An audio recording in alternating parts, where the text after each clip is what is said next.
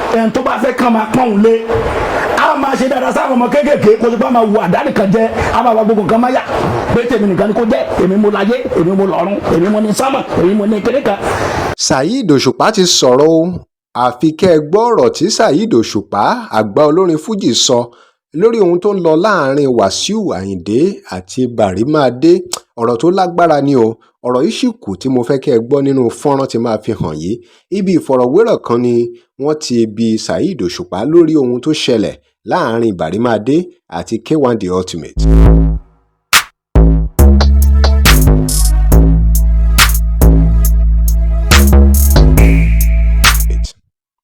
Welcome to CrossBlog XTV. Remember to like, share and follow us. Bàrímádé mà ló sọ̀rọ̀ kan nípa Wasiu Ayinde tó ní alágbàfọ̀ ní King Wasiu Ayinde jẹ́ fún bàbá òun. Mo wá fẹ́ kẹ́ ẹ gbọ́ bí K1 The Ultimate fúnra ẹ̀ ṣe fèsì lórí ọ̀rọ̀ náà. Ẹ gbọ́.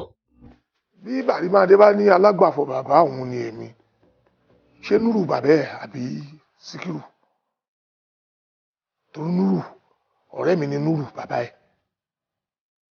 Bàbá tiẹ̀ Núrù tó jẹ́ àbúrò fún olóògbé Dr. Síkírù Ayinde, ọ̀rẹ́ tèmi ni. Èmi dìde lórí bẹ́ẹ̀dì fún Ìyábọ̀ ìyá tiẹ̀, ìyàwó Núrù nígbà tó ń bí ọ̀wọ́n ni. Bí ráìsì bá ń pàkúta, kò tọ́ sẹ́nu aláàárù Mọ̀dínà.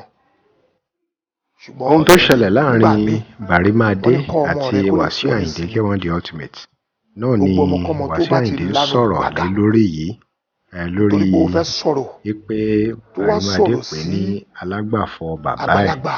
Ọ̀rọ̀ tó lágbára ni ọ̀rọ̀ yìí àfi kẹ́ gbọ́ délẹ̀. Àbóhùn ṣayé kò ṣafẹ́ kò ṣayé, ó sọ pé ìyá òun àti bàbá òun bọ́ ṣe ríre ni.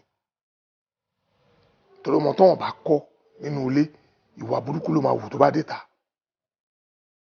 Tí n bá jágbà alágbàfọ̀ fún olóògbé Dr. Síkírù Ayinde Barrister, mo máa ṣe oríire o, torí pé mo jẹ́ alágbàfọ̀ fún aṣíwájú mi nìyẹn.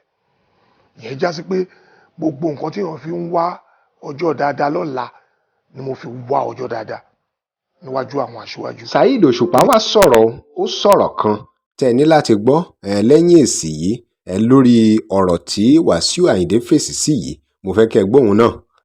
àti ṣín àti kòlò àtọ́niwàràkà gbogbo wọn pátá ọmọ olódò ni wọn, àtọ́ka ẹrú olóko làwọn méjèèjì. Ṣẹ́rí gbogbo wa àti Wasiu Ayinde o àti Bàrímádé o àti Wasiu Alabi o àti Màláíkà o, gbogbo olórin pátápátá tó sórí rẹ̀ ní iṣẹ́ fújì ọmọ Barrister ni wa o. Èmi ò mọ tó wà láàrin Barrister àti Kọ̀lẹ́ntì o, kò kàn mí o, àmọ́ gbogbo olórin tó sórí rẹ̀ ní fújì ọmọ Barrister ni wọ́n. Ẹ jẹ́ kí n sọ pé ọmọ Barrister àti Kọ̀lẹ́ntì ni wọ́n, kí n má fàrí apá kan dá kan sí.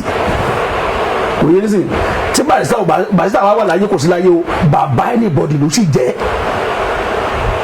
Àmọ́ ṣe rí púpọ̀ náà àwọn àgbàlagbà wa wọn mọ̀ pé orílẹ̀-èdè ti máa ń bàjẹ́.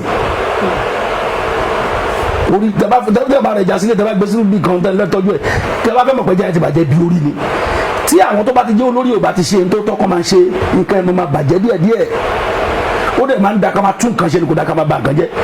Torí àtúnṣe tẹ́ ń wò yìí òun ló ṣaṣọ di gbogbo tẹ́ everybody ń wọ̀ tí gbogbo ayé ń wọ̀. Tẹ́lẹ̀ bá máa ṣọ tiẹ̀ àwọn òpè jẹ́ kó tuntun ṣe kó yàtọ̀ sí nǹkan tí lábájá ti ṣe tẹ́lẹ̀ ló fi ní oríṣiríṣi aṣọ tí gbogbo ẹ̀ ń wọ̀. Àtúnṣe ó dájú pé jẹ́ máa ronú pé òun fẹ́ ba nǹkan jẹ́ lọ. Òye sì nítorí kọ́ nínú tó ṣẹlẹ̀ ni pé àsìnwó ajá ò ṣe é ṣọlé.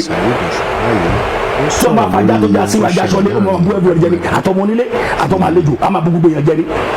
Torí pé àgbàlagbà tó bá wà nílé ayé yìí tó jẹ́ pé àdáni kan jẹ ló ń ṣe, àwọn Yorùbá máa ń pè wọ́n sọ pé àgbà tó jàjẹ wẹ̀yìn ló máa rú báyìí fún ara ẹ̀ délé.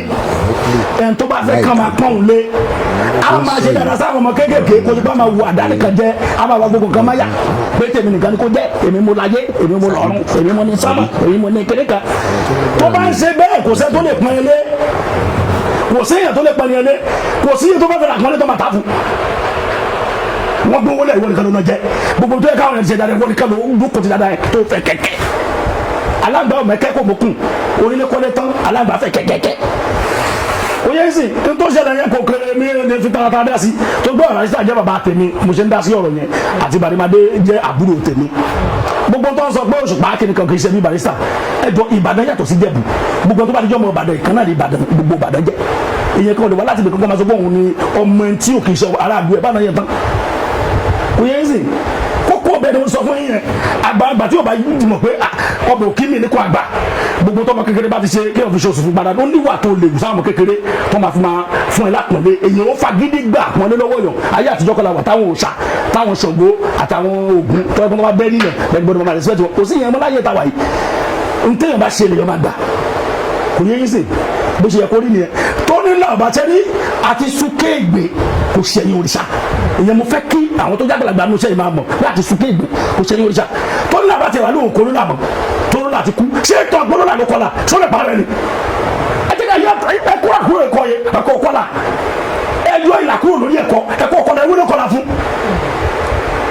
ok wọ́n tó ẹ̀ tá a sọ̀rọ̀ sí ẹ bẹ́ẹ̀ ọ̀rọ̀ kọ́la bíbélì ẹ̀kọ́ tí mo ṣàlàyé fún ibojì jẹ́ yẹn tíkì tọpẹ lówó kòkó yè lọ́sọ̀ kòkó di igi owó ẹ bá ń bèrè lọ́wọ́ kòkó fúnra rẹ̀ kókó igi wo ló dàgbà lábẹ́ sọ fún akagbọ́ igi wo ló gbé látàbẹ́ tiẹ̀ wọ́ kòkó.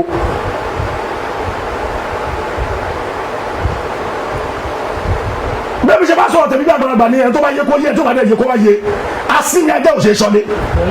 arígbó lágbára ohun tó ń lọ ní music industry kì í ṣe kékeré kì í ṣe wàsá ẹ̀yin èèyàn kí lè ròyìn ẹ jẹ́ ká gbọ́ drop your comments remember to like share and follow us thanks for watching.